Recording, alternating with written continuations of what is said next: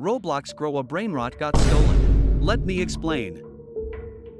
So recently, there's a whole bunch of drama that's going around, surrounding the popular Roblox game, known as Grow a Brainrot, where they're being copied and stolen by many developers you may or may not heard of. The creator of Grow a Brainrot, known as Sammy or Spider Sammy, is the owner of Grow a Brainrot, where many developers would try and copy his game. One of the games where his were similar to his was Grow a Friend. But the biggest copy of Grow a Brainrot is one of the most hated Roblox developer in Roblox's history, known as Preston, also known as Big Games, where they would copy the plot, styles, and theme of Grow a Brainrot, but replace them with pets, pay to win, and just copying the full game in general. But Preston has a history, along with Big Games, for stealing and copying other developers' games. Whenever a popular game that's blowing up, Preston and his team would develop the game soon as possible to get the spotlight. But Grow a Brainrot wasn't the only game they'd stolen in the past, because when Grow a Garden started to blow up and gain so much population, Preston and Big Games would release their own game called Grow a Egg, which it's ridiculous.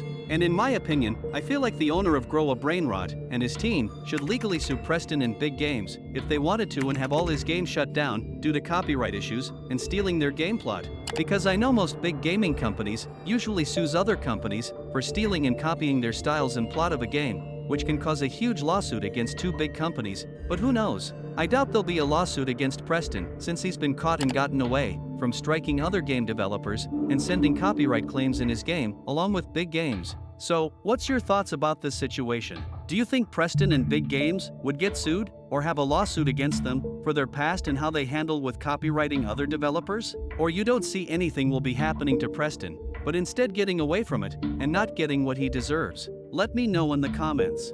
Thanks for watching.